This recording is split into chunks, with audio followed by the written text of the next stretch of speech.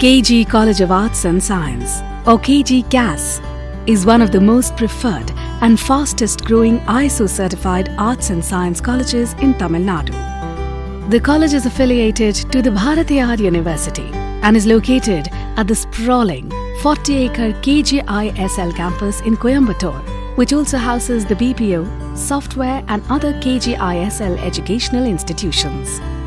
The campus presents the perfect integration of institute-industry infrastructure in an environment of perfecting learning. The institution has a vision to enable the transformation of an individual to become competent in career as well as life skills. The organization believes that a student should walk into an experience center rather than a mere college. The college offers undergraduate and postgraduate courses in literature, commerce, mathematics, computer science and applications, information technology and business management. The premise has well-equipped laboratories and classrooms with LCD projectors and round-the-clock robust Wi-Fi connectivity. Classrooms are supported by audio and video facilities to provide effective language learning. As far as KG College of Arts and Science, the emphasis always has been to provide a disciplined environment where students can pursue their arts and science courses. KGCAS, I'm very happy to report, has grown by leaps and bounds. Probably the fastest growing arts and science college in the history of Bharatiyar University, to which we are affiliated to. KGCAS has established itself as a premier destination for, again, serious-minded, career-oriented arts and science students who want to pursue and also benefit from careers when they graduate. I'm very happy to say the top 10%, 15% of the graduating class of KGCAS every year, they have at least 5 or 6 offers from leading MNC companies and leading IT majors as well. KGCAS, an institute that engenders an environment buzzing with creativity, enabling full-rounded organic development of the student. An institute that provides a unique learning experience with unmatched industry exposure and high-quality placements.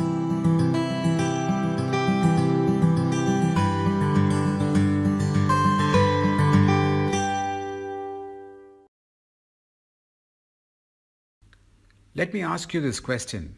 Give it a serious thought before you answer it, all right? Do you think you are a genius? Regardless of what your response might have been, the right answer to that question is, of course, yes, you're a genius. Not only do I sincerely believe that you're a genius, but I will go one step further. I believe you're a genius and the world needs your unique contribution. And it is about time you started believing that as well. KGISL education is all about transforming students into geniuses. That is talent that is desired by world-class companies. How do we do this? Simply by providing them with a truly exceptional learning experience. The motto, co-creating geniuses, perfectly captures the reason for being, raison d'etre, if you will, of the KGISL education, and the phrase contains both K and G and therefore very effective in reminding us of the work that goes on at KG College of Arts and Science KGCAS, at our Engineering College KGISL Institute of Technology KITE, and our 2-decade-old MCA College KGISL Institute of Information Management. Let me start with the word genius. This is the word that reminds us of the potential that is inherently present in every student that is pursuing their higher studies at KGCAS, KITE or KGISL IIM. While facilitating the students' intellectual pursuits both inside and outside the classroom, we do it in a manner that ensures that the student truly connects, discovers and eventually believes in her genius. As for the word co-creation, we purposely spell it with a K to remind both faculty and student of the K in knowledge economy that we are all increasingly becoming a part of the K in the knowledge that needs to be literally co-created inside the brain of the student, a reminder not to rely much on the age-old methods of chalk and talk or by the faculty assuming the sage on the stage attitude, but instead our faculty will adapt the guide by the side approach, which is eminently suited for the 21st century. And last but not the least, of the K in co-creation reminds us of the K in the word hackathon, which has been embraced wholeheartedly as the most innovative education model. The KGISL hackathon, curated by industry experts, provides transformative, immersive experience thanks to the presence of a like-minded community of learners. Using the hackathon learning methodology, time and again, students have been triggered to develop an authentic desire to build skills relevant to the domain of his or her interest. Whether you're the dedicated faculty member or the most motivated student inspired to make the world a better place, we invite you to join us at KG. K for co-creation and G for geniuses. Please join us. Join the serious fun we are having. I repeat, join the serious fun we are having at the world-class KGISL campus, which is co-located along with industry in the heart of the IT corridor of Coimbatore, and probably the only campus that is available on a 24 by 7 by 365 day basis. That is why our door number is 365. KGISL campus has been designed as the perfect intersection of work, learning and technology so that you, the student, may experience a truly differentiated learning that will stay with you long after you have graduated, which in turn shall be the foundation for an exciting and prosperous future. And in closing, let me remind you once again, you are a genius and the world needs your unique contribution.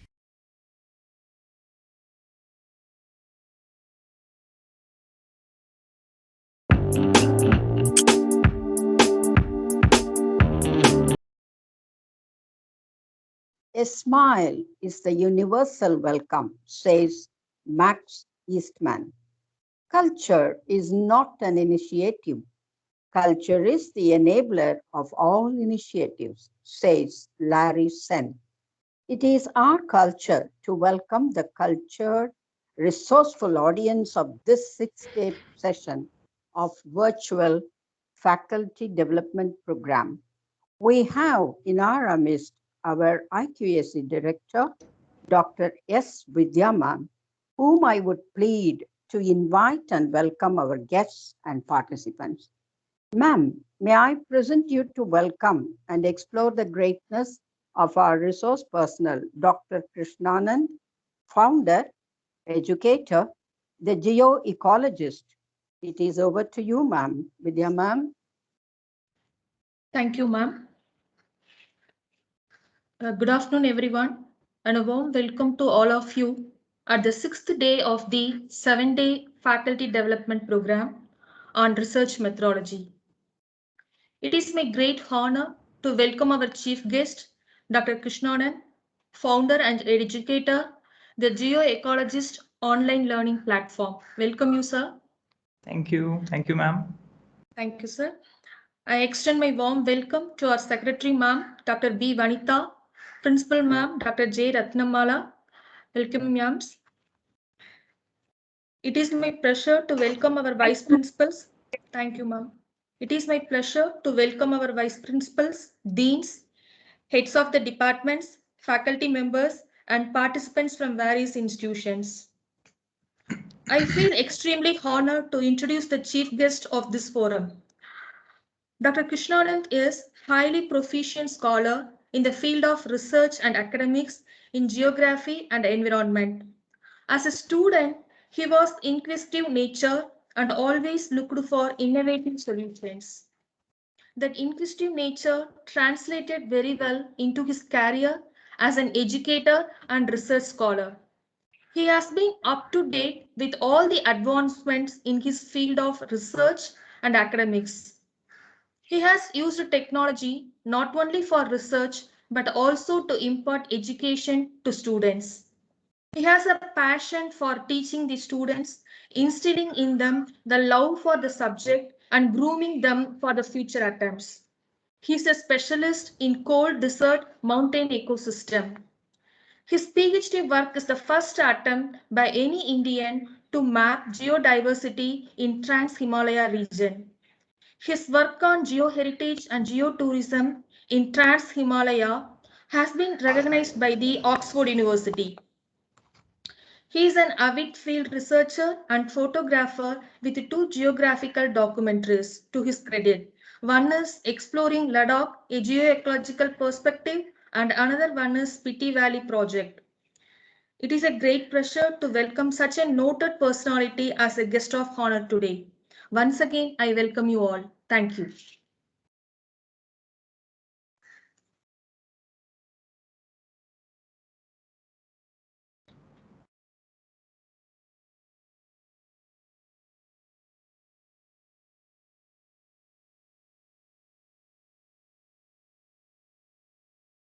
So thank you, ma'am, for this introduction, and thank you for this invitation to speak and share my knowledge and skills on research proposal writing. So shall we start the proceedings? Shall I start the discussion if I could get the permission from the organizers? Yes, sir, we can start, sir, please. All right, so I would share my screen with you and just let me know if you can see the screen here. Is it visible now? Can you please just let me know? Yes, sir, it's visible. Your audio, your video, and your presentation, everything is visible. All right, all right. Thank you so much. So now we can Sir, start. we are indebted to have you, sir, as our guest of honor to present It's the all my topic. pleasure. It's all my Writing pleasure, ma'am. research Thank you. proposals. All right. So in the beginning, let me go with how I have learned myself. So it's better to share my own experience, the way I look at research. So for me, I would say I'm not going by any copybook style or in a particular methodology style, because all the participants and all the learned professors are already here who may be knowing already about research too much. So I would only share my perspective of research, how I look into research and how I look into making a proposal for research. So for me, what I find is that inquisitiveness is the key. I always write it first, that the question mark is the key to whatever knowledge we gain. So I start with question mark, that if we have an inquisitive mind, our mind must have the questions for which we must seek answers. If this is there inside us, if this is there in our attitude, then we must look forward to making of different percepts and concepts. So the next part after having a question that we see is having a perception about something. So perception we have through our senses, and then it goes to our mind. We process the information and have a clear-cut perception about certain things. It may be events, phenomena, things around us, technologies, right? So what happens? Perception is the first thing that happens to a human being. And then gradually, one after the other, when the perceptions solidify, I would say cements itself in our head, then it becomes a concept. So first of all, we have a question. While we look out for answers, we generate several perceptions, and then from perceptions, we generate many concepts. And those concepts, when actually going through a particular narrative of experience, of a method, then it becomes a theory. So this is the entire process of knowledge. So from inquisitiveness, we generate perceptions. From perceptions, we conclude a concept. And from that concept, we derive a theory in a format. And then we look into several such theories which contribute to a particular representation of idea, that is called paradigm. And that is where we need to locate ourselves first, that in which set of theories, in which set of concepts, in which set of paradigm do we fall. So first thing for me is to not look outside for anything, not look towards others for any help, rather look inside us, that what is that instigates us, that is promotes us, or that is which makes this mind inquisitive, is the basic question for every researcher that I have found. So that is where I begin with the research part. Then let's talk about that when you have a question in your mind, so you can have several questions. Some of them I have listed here. What do you want to study? What is your idea? How did it occur to you? Or why this area or field or subject? So first things first. First, we must understand these questions in our head and try and answer these questions. Before actually finally writing the research proposal, there is this process that we must do. And this is kind of a self-introspection process. Unless we do this, we cannot finally write a good research proposal. Right? So first of all, we must understand these questions and the answers related to the question. So again, with these questions comes to our mind that how can we answer this question? What is the method to answer this question? That is where entire research methodology has been set up. And I'm sure you must have had a great learning experience in the faculty development program for last 5 days. And today is the 6th one. So when you have these questions, you have several ways to answer the question. Now let's talk about various ways. Right? So first way or first important aspect is choosing a subject and a topic. Right? So how do we select a subject or a topic? It will depend upon so many things, right? So subject is a broad or general word to say for as education or sports or film. That is a too general word or too larger area, right? And when we look within that broad subject, then we narrow down to gradually to our topic. So a subject is a broader framework, under which we narrow down gradually to our topics. And topic is more focused, as we know, it's more precise, it's narrower subset of a subject. So you may belong to a particular discipline or to a particular subject, but finally, when you actually do a research, you narrow yourself to a particular frame of mind that is focused on a particular question. That's the most important point. So precision is the key. So if we are precise, if we are focused, then we can get down to our topic, right? So the question is how to identify the problem or how to identify that particular topic. What is the method? So now let's understand a little about that the method to understand or get that particular topic. I have seen many students and many of my own students or many of my viewers on my YouTube channel asking me questions. Excuse me, sir. Yeah, please. Sir, the slide is not moving, sir. It is in a first slide. I'm sorry, let me check. I'll just share it again. Yes, sir. Let me know if it is, I'm just sharing the slide again.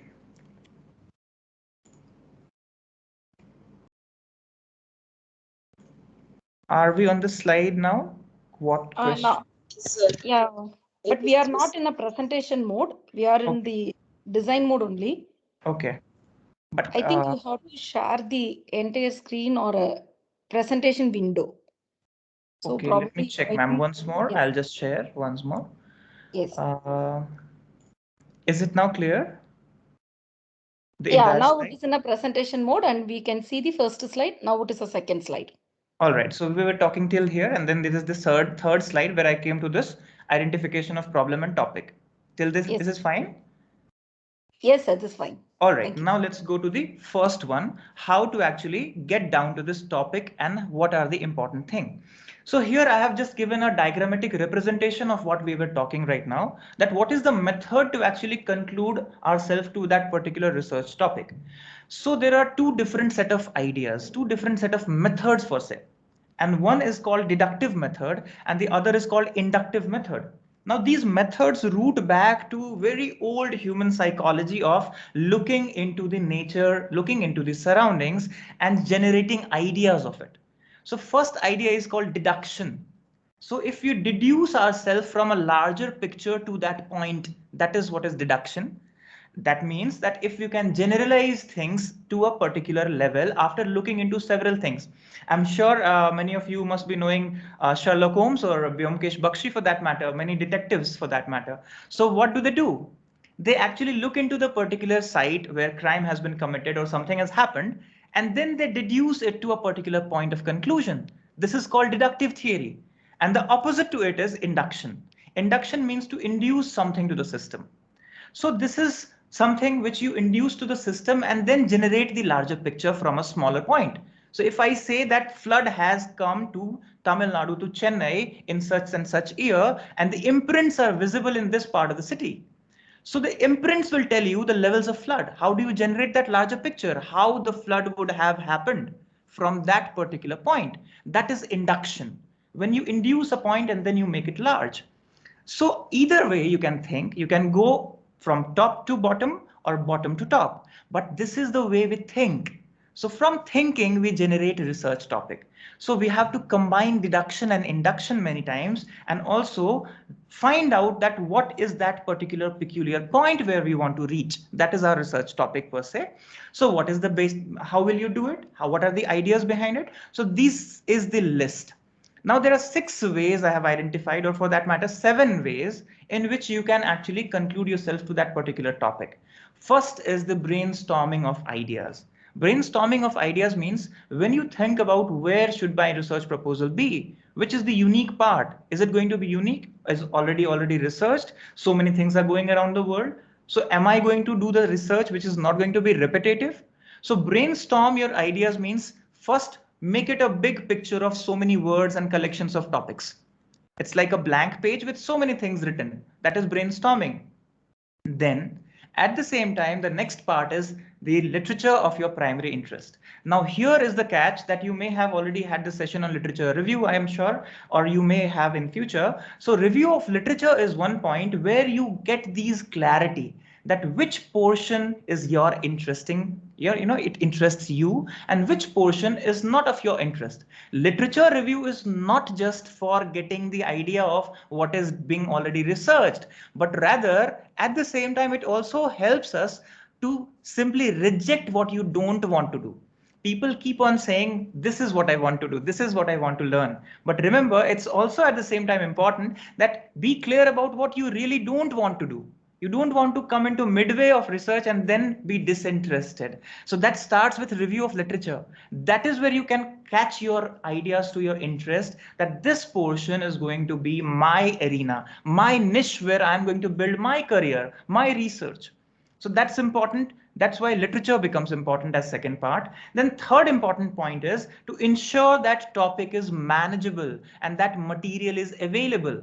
I have seen in University of Delhi with my 7 years of teaching and 6 years of research, in altogether about 16 years of my life in University of Delhi, I've seen my friends, my colleagues, my senior, my students facing this problem midway of research. After 1 year of PhD or 2 years of PhD, they get into this problem that now I'm not able to manage because I'm not able to find the data. Earlier, I thought at the proposal stage I would get this.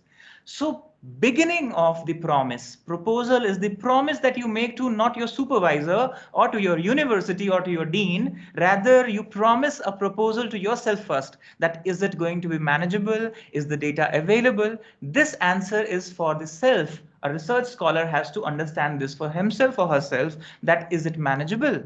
Manageable means all the aspect, not just data, but also time, also money, all those aspects are important. Then comes the fourth step. Fourth one is the jigsaw fit method that I say. Jigsaw fit method is a very childish play if you see. You join the words to make a sentence. But this method is very important to frame your final statement or topic.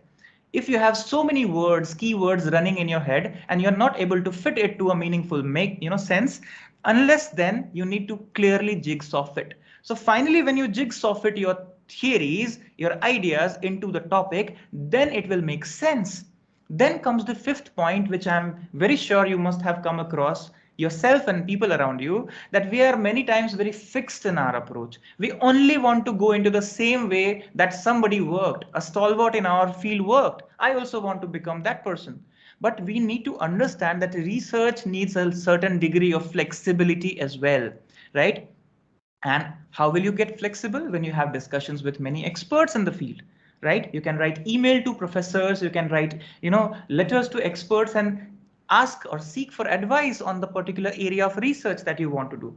So be a little flexible. Don't fix yourself in the beginning itself that I only want to do this point, right? Because flexibility will give you an opportunity to explore more, right? Then comes the sixth one, that is how you define topic as a focused research question. Now remember, from here is your shape of proposal starting. That if you don't come to the research question, how will you write your proposal? Because research proposal is the promise. It's a proposal which is based on the questions that you are looking for answers.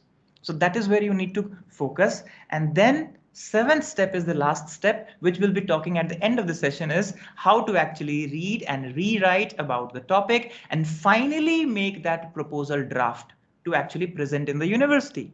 So that's the 7 steps. Now a little elaboration of these steps. So first one is the brainstorming of ideas. Now brainstorming of ideas, you may have strong opinion about something. You may have heard a recent story about something, a political issue, a personal issue, many things come into your head when you start brainstorming. Why you want a particular niche of research? Why a particular point of research? Why do you want to write a research paper in this particular semester? Is it due for this semester? That's what you are taking. Is it a lifelong research that you're taking, or is it just for some project submission you're taking? These things will come to your head first when you start looking into the answers.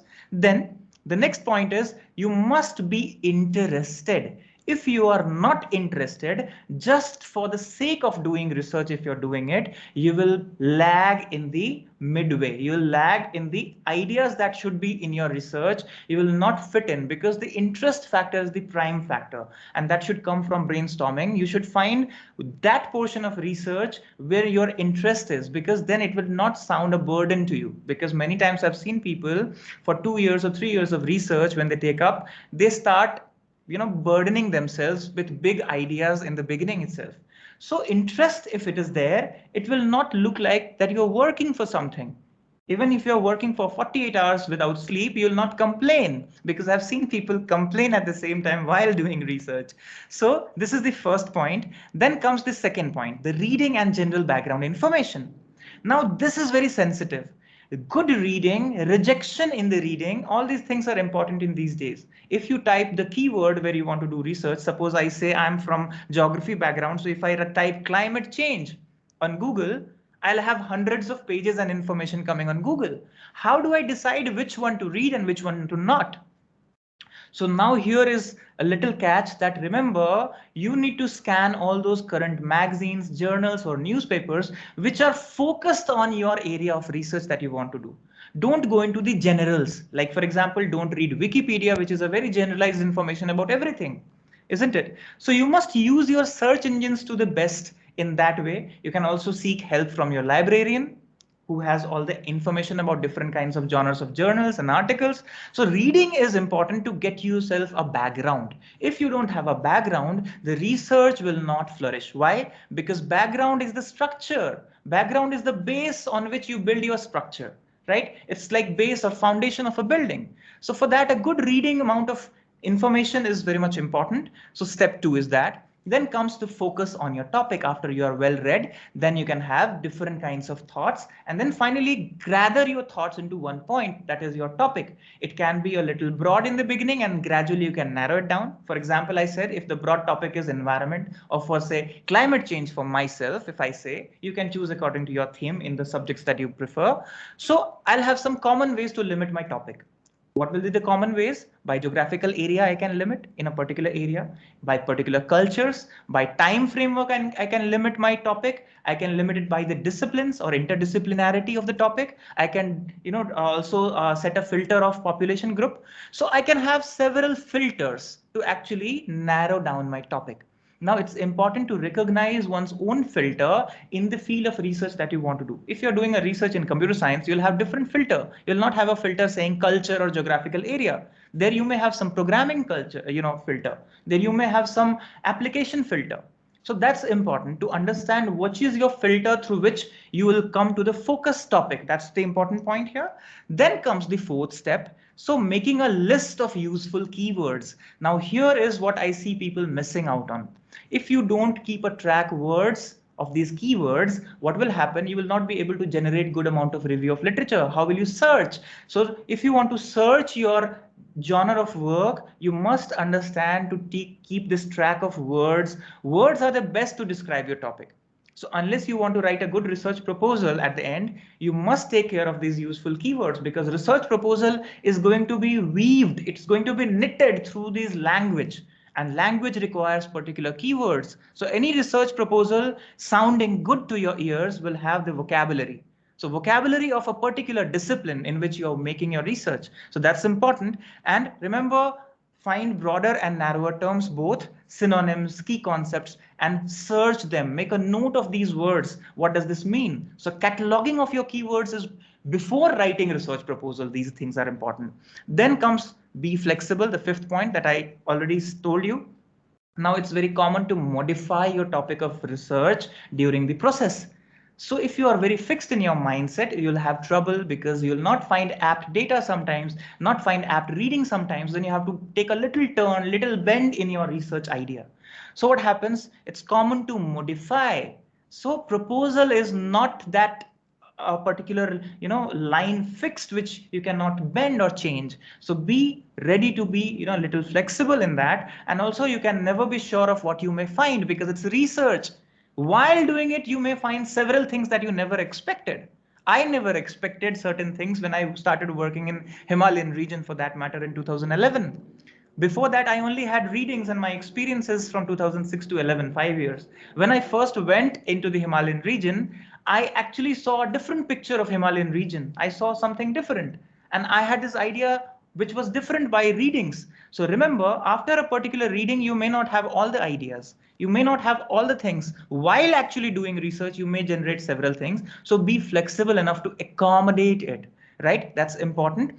And sometimes people are very stagnant on, they don't wish to change the topic a little. But remember, if it's for the good If it's for the benefit of research fraternity, for a research thought, remember, you must do it by flexible means. Then comes the sixth one, that how do you define your topic as the focused research question?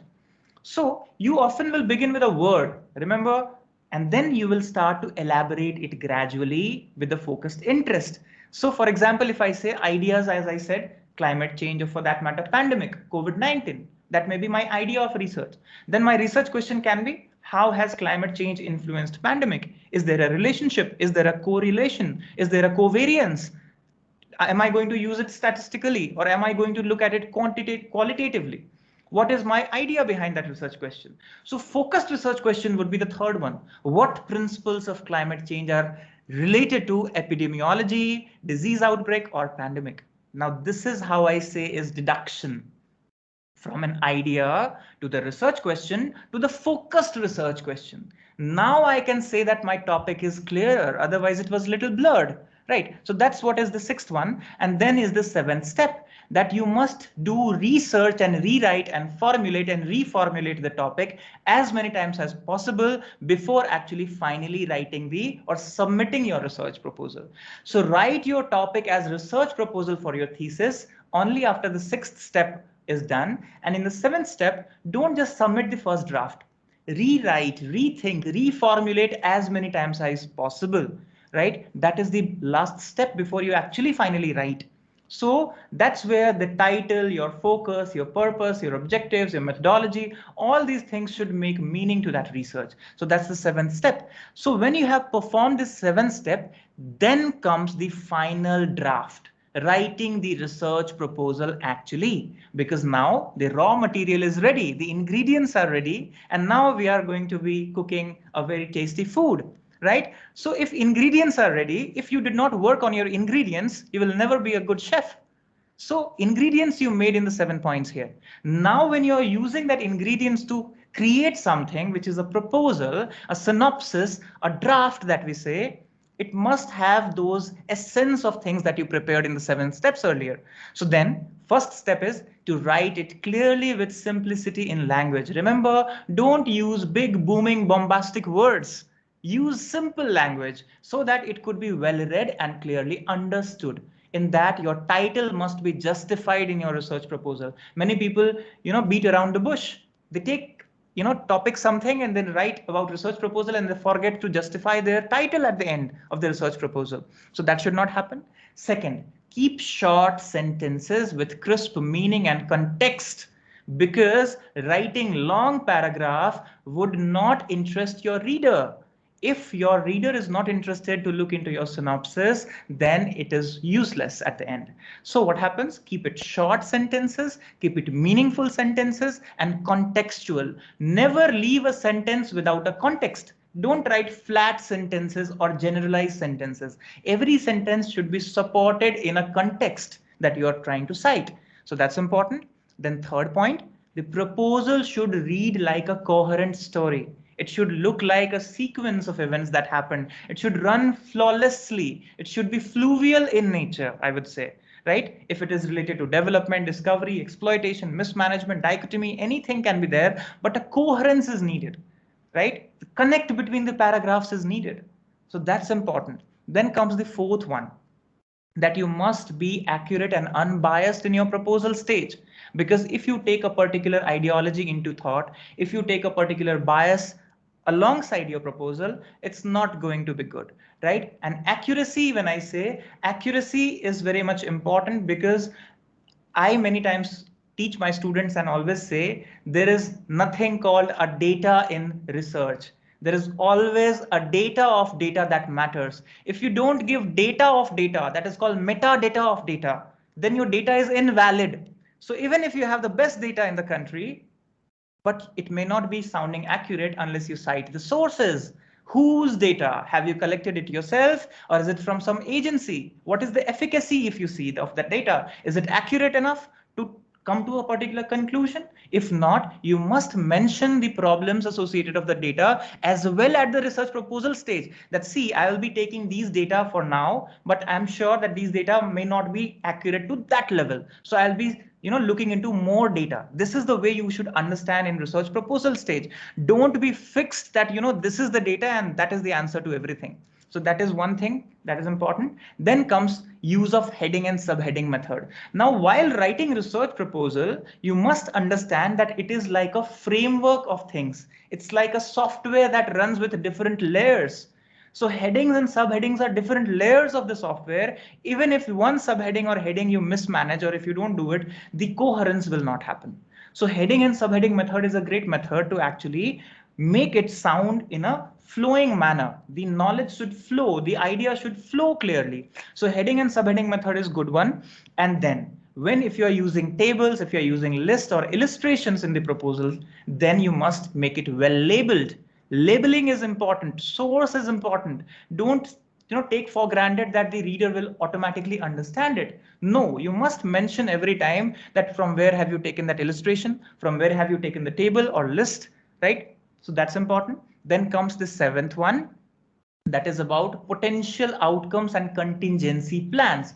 Now here I see many proposals in the University of Delhi. I have seen many proposals not working on seventh point. The seventh point is one of the very important points because it's talking about your potential outcomes.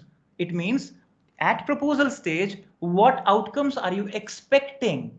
It means you must have certain expectations with which you are doing that research. You must cite it. And also, you must have a contingency plan, including the funds, because every research needs a fund. So where is the funding coming from? And also, if there is a problem midway, what is your contingency? Where are you going to generate the fund if it is not coming from source A, which is your plan B? So certain contingency plans are also needed, not in details, but at least some references must when you're at proposal stage. Then comes the selected bibliography or references stage. So remember, it can also be written in the format that is prescribed by many institutions or university. They sometimes say APA style or sometimes the other style. So whichever style of referencing, you must learn that style, all right, of referencing and then write the references. And ninth one is prescribed guidelines in terms of word count, page numbers, attachments, number of copies. These are the guidelines that you would find in the proposal stage. Before that, you must look into the website of any university where you're giving that proposal, or for that matter, any institution where you're making that proposal. They have certain guidelines which are prescribed. Do not go beyond that guidelines. Do follow those guidelines because that are the most important points. So word count, page numbers, attachments, number of copies, these sound very raw, but these are very important things at the end when you're submitting. And finally, the proofreading before final printing and submission. So remember, proofreading is something in which you yourself are the best judge. Because if you would not know about your own ideas of research proposal, what you're proposing, no other person is going to justify and read it clear through. They can only correct your language. Many times we send our proposals to different people and say, can you correct it? They will correct according to their ideas of English. The language may be some regional language if the proposal is written, but they can never be in that mode where they can correct your thoughts or ideas behind that research part of it. So remember, proofreading means at least 3 times or 4 times or 5 times reading it thoroughly so that you don't make any big mistakes or booming mistakes that may cost your proposal. So that's important 10 steps. And last one, or may say before I give you a submission, this is what I have learned, that experience and expertise are the core part of research. So the research guide, the supervisor is going to be lifeboat, as I say in my words always, that they are the lifeboat in the great ocean of research. So never be afraid or never be shy to ask questions to your supervisor, to a potential guide, to your professors while actually thinking and making a research proposal. Find as much experience and expertise as possible. That's the important point here. And some words of wisdom at the end I would just throw before I hand over the dais is, remember a few things. At the proposal stage, do not promise too much. Do not promise too many objectives in your research. I have seen people writing proposals with 7 objectives, 6 objectives, 10 objectives. That's not needed. You just have 3 to 4 objectives, which you will have a timeline to finish. If you are finishing your PhD in 3 years, not more than 3 objectives you can fulfill actually. So if you're taking 10 objectives or 5 objectives or 7 objectives, you must make sure that the timeline is there to deliver that. So I always suggest my students, at least, to promise less while proposing and deliver more. That will make you a reliable researcher. And you should work on your own ideas. And I have told you that how you can generate your ideas by Jigsaw Fit and brainstorming and several other methods. Inspiration is good. You can be inspired by somebody, but you should not copy somebody exactly. The idea should be your own, from your own head. It can be inspired, but plagiarism is a crime. So no plagiarism is the thing that you must understand while doing it, while doing the research and actually finally presenting the research. So no plagiarism is the last thing. So with this, I thank you all, and you can visit my YouTube channel, and Instagram is also there with the same name, The Geoecologist, and thank you for this. Thank you. Thank you, sir, for your elaborate and expressive presentation. Today's session summed up the whole areas dealt by Dr. Mamila Ravishankar, Andhra Pradesh, Dr. Namita Rajput, West Bengal, Dr. B. Vanitha, Coimbatore, Tamil Nadu, Dr. S. Balasundaram, Trichy, Tamil Nadu, Dr. S. P. Palanivelan, Coimbatore, Tamil Nadu, and all those ideas were very beautifully expressed to everybody, sir. Even though some of the points would have been forgotten, today by your talk, they would have caught it again. And the session on the particular point is very beautifully and in a very expressive manner you express, sir. Now it is the session for questioning. May I ask somebody to question you if at all they have, sir? Sure, please, please. Definitely, ma'am. Hello. Any questions from the audience, you can forward to the chief guest. He will answer. Hello. Am I audible? Hello. Yes, yes. Please go ahead. Thank you, sir, for your excellent and practical discussion. Sir, I have faced a practical problem, and it is also till now some part I am facing. That just in 4 years ago, when I have in my research proposal, when I have mentioned the objective, the few objectives I have fulfilled, but in some objective I have found that due to proper literature or proper expert, okay, in that field, it is very difficult to achieve this particular objective. So in this case, what should I do? Okay, this is my first question. And sir, my second question is that my 2 paper was rejected, and they mentioned that it was the self-plagiarism. Okay, I am working on a particular field. I am working on optical image processing and digital image processing. So I am modifying my work, but they have rejected that it is the content, some part of the content is from your old paper. So is the self-plagiarism is not allowed? These two my question, how we can overcome the practical problem of finding the objective or achieving the objective, and say regarding self-plagiarism. Thank you, sir, if you answer my question. Sure. So coming to the first question, that certain objectives now you're feeling it difficult, and right now literature is not suiting it or not available for that matter, or you're not able to find a solution for that objective. I would suggest that if there is a provision where there is something called Department Research Committee, DRC, or the Dean of Research may be there in your university or wherever you're doing. So you can approach those people, and because see, I will tell you about what we do here at University of Delhi. We have a Department Research Committee in which every researcher is free to go and take these problems like this. That now in the 3rd stage or maybe in the 4th year, you can mend a little about the title or about your objectives. Can you change it with concern of your supervisor? So if you can do that, it is one way to do it. Or in that way, the second method, one is that you can, with the permission, you can leave that objective saying that these objectives were not fulfilled due to unavailability of data or unavailability of resources. That is okay to do. That's not a problem in any research. That's not a crime to do. Many people have these ideas that if you don't fulfill each of your objective very much as promised, it's a crime. It's not. So first, let's get into that zone of thinking that, whatever objectives we took in the proposal stage, everything at 100% we are going to do. It's never like that. Many times we propose. That's why I said at proposal stage, we must be a little cautious about promising.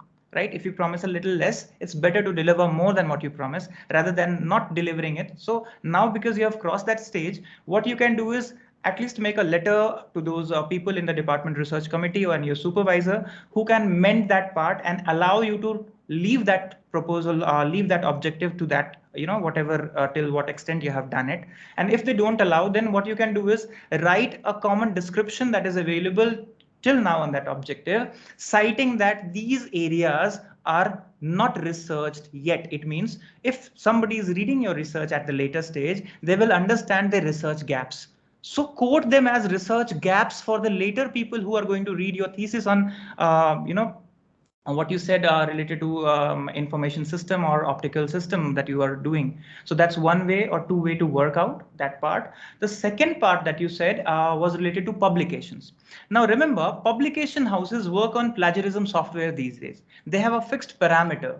They will ask you to do a certain thing before you publish. In a particular meter you have to write, in a particular system you have to write. So what happens that even if you have published a paper before related somewhat to the same topic, and then you're publishing a new paper in a new journal, it will be found as self-plagiarism.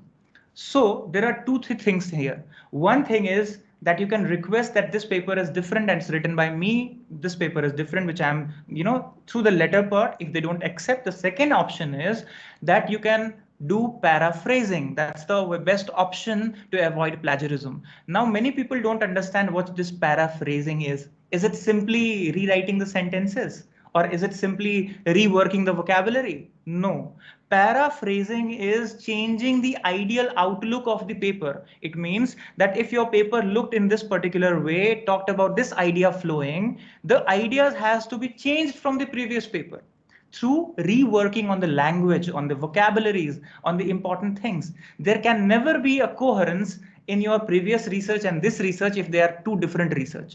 So if you are having some kind of check or balances, what you can do is that you can paraphrase it. And for paraphrasing, what you can do, if in details you want to learn how to paraphrase, I have made a detailed video on my YouTube channel. So I would ask the organizers to share my channel link with you. And in that research methodology, there is a video called How to Do Paraphrasing. So that's about a 20-minute video in which I have explained the paraphrasing part. That would be the best suited aspect for your proposal, for your publication. I would suggest paraphrasing is the better way rather than investing your time into, reworking, rewriting, and, letter after letter you're writing and they are saying, no, it's self-plagiarized. It's better to do paraphrasing, I would suggest. So you can take that step. So this is my submission for your question, and my best wishes to you. Okay, thank you, sir. Actually, I have got my answer. Actually, I am from West Bengal, and for the last 1.5 years, all the university and colleges are closed. Okay, so that's why I cannot conduct any hardware experiment on my research activity, and that's the main practical problem. I understand, completely understand. All my best wishes to you. Okay, thank you, sir. Thank you again. Thank you, sir. Any other questions from the audience? Yeah, sir, I have a small question. It is not a question. So normally we are writing the methodology in our research proposal. Right. So sometimes we may guided by the experienced people that we should maintain, we won't have the full transparent on writing the methodology. So we never disclose all the methods, what we are going to do that like that. Some people are recommending, and some of them recommending that without writing that entire methodology of your content, your research proposal, there is a possibility for getting fund is very less. So both way we guided, and we had a better experience that while we submit the proposal to one organization, it is a private concern, they are asking for the proposal submission. So once we submitted, we can see that same proposal has been funded by the government to some other person after 1 year. So that he belongs to the same institution. Right. So in which way we could manage this while we are writing the methodology? So that could be another core part if we are writing the proposal. Yeah, sure. Advice on that. Sure. So, ma'am, in terms of methodology, especially the data analysis portion, where we use different methods, generally we cite that this particular method would be used to analyze the data and derive some results. Now, what happens, there are 2-3 approaches to it. One approach is the funding approach that you said in the last. Remember, if you really want a funding from some institution and they have a guideline prescribed, you must follow it, because unless you do it, they won't fund. That's one part. So because you have to get the funding, you have to make your methodology in that way. That's a practical, pragmatic approach, I would say. The second is the research proposal of people who are doing their PhDs, or for that matter, a general UGC grant research or a general research, a long-term research. For them, I would suggest that never commit when you are writing a methodology. Always write, this may be used, this would be used in a futuristic language, that depending upon the utility, depending upon efficacy, depending upon the need or suitability and further analysis, these methods are probable methods. What happens? We stop using the word probable or futuristic words like it would be. We always tend to clearly say in the beginning itself that this is going to be it, this will be done. So never use this is it or this will be done. Always give a scope for changes in future by using the probable or possible circumstances in which it can be changed or modified on the suitability. That is what I have found a midway. Unless you do that in later stage, because you have committed in the early stage, you have to go through the same method, then you will not have an option if you are saying for that matter. So I would suggest we should inculcate a habit of making it in a probabilistic manner, where we can suggest that, these methods are there, but many other methods can also be tried and tested, and best fitting to the need can be actually implemented in future. For now, these are the list of methods and these are their particular ways of doing it. So that's one way I would suggest, because I have done the same and I have suggested the same to many people. So for a midway, I would suggest this is the better way. But if you have funding issues, remember, funding agency is the father. So you have to obey them, because if you don't obey them, they won't fund you. So use their ways, I would suggest. Exactly, sir. Thank you. Thank you, ma'am. Thank you, sir. Your directions are very staunch and directive. I expect anybody, any other questions? Sir, can you please share the keyword of your YouTube channel again? It's simply called the GeoEcologist. If you search Google GeoEcologist, you'll find my channel. And in my channel, because it is a geography and environment oriented channel, there is a playlist for research methodology. So you can go to my YouTube channel, and in the playlist section, you can search research methodology playlist, in which many research methodology videos are made. So all those videos you can find there. Okay, thank you, sir. Excuse me, sir. Yes, ma'am, please. Sir, during research, we should not publish many papers in conference, in a normal conference, because it may give the plagiarism. It's like that. It has again two ways to see. One, I would suggest, ma'am, that while doing research, if you don't present your papers, you will not have perspectives on it. So I would suggest present as many papers as possible in the conferences while doing research itself, because that will give you outsider perspective. People are going to listen to your research when you're going to conferences, and they will give you suggestions. They will give you invalid suggestions, may not be applicable to you, but you'll have perspectives on it already. So when you have perspectives on your own research already, it will help you to actually, limit your things and, improve your things in many aspects also, right? Then second part is this idea of not presenting because it will have a plagiarism problem is not good. Because remember, plagiarism problem only happens when you are publishing your paper. Only for presentation, it's not a problem.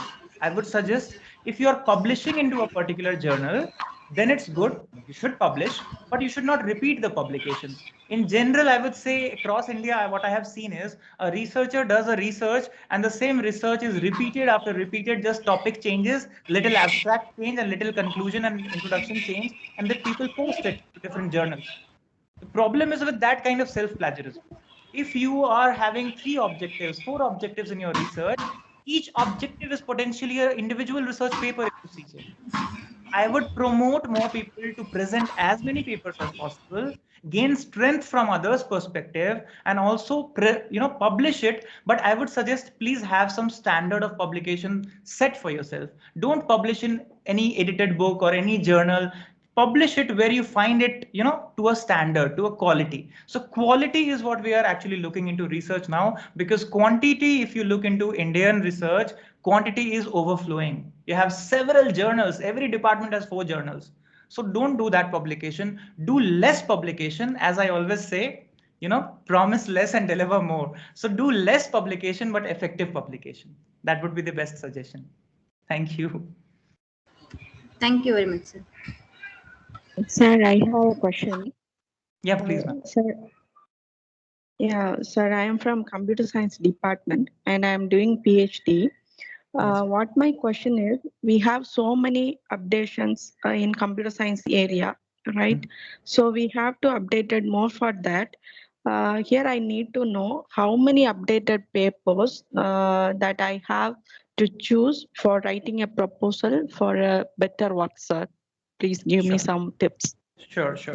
Ma'am, I would suggest that there is no fixed number, I would say. Roughly, if I want to really devise a number for you in that matter, if I say that 20 papers or 30 papers, how many papers, I would just simply say that if your proposal is supposed to be in 300 words, I'm saying just a rough idea. If it is a 500 word proposal, 500 word proposal would actually have abstract ways. If we also take from different papers, even if you take the abstract part and take 2-3 lines each of the abstract only of each of the papers that you have reviewed, even if you do that, not more than 30 papers you would require. So standard 20 to 30 paper is must to actually do some review and then actually propose. So 20 to 30 would be good for a standard proposal. If you have more time and if you have more objectives, you'll have to have more research, more reviews done. So it all depends upon primarily number of research questions that you have and what are the objectives that you want to fulfill. If you have more objectives, you must require more review of research, more review of literature. So numbers would increase as your objectives increase. So a single research paper generally has one objective, right? Or generally has 2 objectives, not more than that, many times 3. So accordingly, you can pace out that if one objective, 15 research papers. So 2 objectives, 30 research papers. 3 objectives, 45. In a rough way, I'm saying, because it's not a very fixed quantitative thing to do, but roughly you can estimate yourself accordingly, because more objectives would require more review of literature, more readings. Thank you, sir. Thank you so All much. The best. All the best. Yes, sir. Hello. Yes, please. Yes, sure. Actually, for designing a good research proposal, how many years research articles should be surveyed? That's what I said in a research proposal. I would just again repeat what I said in the research proposal way. In a research proposal, what important is what you're promising. Research proposal is basically a promise that you make. So when you're making promises, remember not to make too many promises, because if you make too many promises, you have to work on objectives and research methodology for each of your promise. One promise is my one objective. So if I have 3 objectives, I have 3 promises to make and keep that promise. And more importantly, so it's not a promise that you can break here in research. So 3 promises means 3 objectives, and accordingly you'll have to define your literature. Accordingly, you have to define your entire methodology, the data and its analysis, where the data is going to come from. So accordingly, you pace out that if one objective is being understood for the background with literature reviews, say 40 or 20. So accordingly, multiply it with your number of number of objectives. So roughly, I always say one objective can be fulfilled by reading at least 20 to 30 articles of journals if you're reading. But that may also incorporate certain edited books. That may also incorporate only just particular articles, right? Not just entire volume of journals. So overall, in bibliography sense, if I say a good research proposal would have at least a bibliography of 50 to 60 research interests in terms of journals, in terms of books, in terms of websites, in terms of any particular blogs as well, in terms of newspapers as well. Anything can be a literature. So depends upon how many objectives you cater to and what methodology are you promising. If there is a methodology which is very quantitative, you will have very less research on that, so you'll have less literature. But there are certain generalized researches. For example, I gave an idea of climate change. Now, climate change in any social science or science research is common. So you'll have hundreds of researches on climate change. That's why pinpointed research will have less literature review, because it will not be too much of research. So it also depends upon the thing that you're going to research. Is it too much of research already being done on it? So you'll have more literature, more references, right? If it is less researched, automatically it will be containing down to less. In fact, when I proposed in Delhi University in 2011, my research was one of its kind in Asia. Nobody had earlier done in Himalayan region, and only 2 publications I had of 2004 and 2009 on which I proposed. So in first proposal, it was not accepted in University of Delhi, I would tell you. I was rejected because I did not have a good literature review. And I kept saying to the panel, sir, because this is a new branch, it is an exploratory research, it is new, it's first of its kind. So they gave me another 6 months to come back with more. So I came back with more, and this time with lots of other things like newspaper clippings and other things. So I could make my case, and I fought for my PhD registration in University of Delhi only on the grounds that it was a new kind of research. I did not have much of literature. So there could be different kinds of researches, and number of literatures could vary, number of references could vary. Depends upon, is it a complete new research, is it a midway, or is it highly researched area? It will all depend upon that and your objective primarily. So all my best wishes. Thank you, sir. Thank you. Sir, I have a question, sir. Please, ma'am. Sir, I'm doing research in computer science. Right. During publication of articles in journals, this journal list is updated very often, sir. So if we try to publish a paper, when my paper gets published, the journal may be removed from the list. So how to overcome this, sir? See, I see this is one question which is beyond a researcher's handle. It's not what you can do. What you can do is you can write your research. You can do your research properly. You can apply for publications. This is in your hand. There are things beyond research. There are things beyond your control. This is an institutional problem. This is an academic problem, I would say, which needs a better care from above. It's not in your capability to solve this problem, because it's coming from the people who are making the list, the panels, right? So where something is added sometime, something is removed sometime. So this is one hazard, I would say. It's an academic hazard for all the researchers, that by the time they complete their research, the journal or list has been removed. Now they cannot publish in the same. They cannot get that. This is a problem, but the solution is not lying in your quality of research or anything that you can improve. So I won't have any particular suggestion for a personal change. It has to be an institutional change, I would say, that a validation for a particular journal or a particular thing, a list should not be frequently changed that much, so that researchers could have a framework of particular number of years, for 2 years or 3 years at least. They should be given a time frame to work. Otherwise it's very difficult, I can understand, but that problem is beyond your control. So there's something called Bhagavad Gita which I study, and I say always, work on your karma, you forget about results. It will come whenever it has to, the ways it can. So I cannot say much, because the system works like something like that. So all my best wishes to you. Thank you, sir. All the best. Shall we close, ma'am? Krishnapriya, ma'am? Yes, ma'am. Yes, ma'am. I hope principal ma'am is in the line. I just asked principal ma'am to give a note, ma'am. Shall we ask? Anyone? Ma'am, shall we ask principal ma'am to give a... Yes, ma'am. Yeah. Victor. Yes, ma'am. May I request our beloved principal, Dr. J. Ratnamala, to give our closing words. Ma'am, it is you. Over to you, ma'am.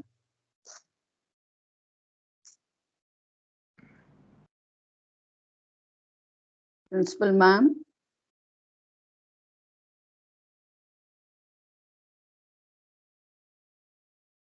Yeah, ma'am is in a line, but let me wait, ma'am. Okay. Krishnapriya? Yes, ma'am. Yes, ma'am. We can hear you, ma'am. Okay, okay. Yes. It's really a wonderful session, sir. Krishnanand. Thank you. Thank you, ma'am. We have beautifully explained every step for writing the research proposals and what are the vocabulary to be used. And really it's very nice to hear. This will be a good eye-opener for the young researchers, and they'll be following your steps. I have taken few tips from yours. Let me share. Thank you. That's so generous of you, ma'am. Thank you so much. Yeah, thank you so much, Krishnanand sir. Thank you. Thank you, ma'am. The session will be complete only when we express our sense of gratitude.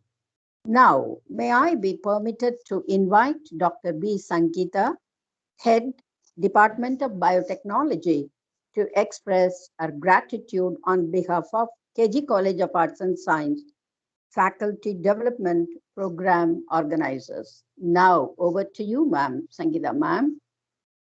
Yes, ma'am. Thank you, ma'am. You're welcome, ma'am. Very good evening to one and all present here. It's such an honor for me to get the opportunity to thank you all the dignitaries. So I thank our chief guest, Dr. Krishnananda, founder and educator, TheGeoecologist online learning platform, to take out time from his busy schedule to grace the session. Thank you, sir. I thank Dr. B. Vanitha, Secretary, KG College of Arts and Science, to immense support to make their FDP in a successful. Thank you, ma'am. I would like to thank our principal, Dr. J. Ratnamala, for enthusiastic support for each and every moment. Thank you, ma'am. I extend my gratitude to Dr. P. Krishnapriya, Vice Principal Academic, the R&D Cell Director, and IAC President, to organize the event in a great way. Thank you, ma'am. On behalf of KGCAS, I would like to express my gratitude to all esteemed delegates of the FDP for their presence and contribution to make this session a great success. Once again, and thank you all. Thank you, ma'am. Thank you, sir. Thank you. Thank you Thank so you, much. ma'am. Thank you. Thank you. Ma'am, Yeah, any announcement, ma'am? Yes, ma'am. Yes, ma'am. Thank you, Krishnanand sir. So even your busy schedule, you agree that. And what could I say? No. So we learn a lot. We know about many things, but with the simple messages. No, less promise, less publication, quality research. That buzzwords. No. So it will be always in our mind whenever we think about the research. Thank you so much. All my best wishes to all of you there. Thank you. Yes, yes, sir. Always whenever we talk about writing a research proposal, a big thing is in front of us. But today, And I would just add on to one point that I would love to visit your institution sometime when pandemic is over. Whenever I am traveling to the South India, I'll definitely come and visit your department. Thank you so much for inviting. Sure, sir. We are also awaiting for that. We do have a plan to make you all people to be in our campus on one fine day. So yeah, sure. When the pandemic is over, we will plan for that, sir. Definitely. Yeah. Thank you so much. We are present. Thank you. Thank you. Yes. So yes, Shushila ma'am, the next session is also beyond the same time, 3 o'clock on tomorrow, with the with the description about the funding opportunities by Meenakshi Sundaram sir and the valedictory session. Yeah. Thank you, ma'am. Thank you, sir. Thank you, ma'am. Yes, thank you, sir. Thank you, ma'am. Thank you, sir. Thank you, ma'am. Thank you, sir. Thank you, ma'am.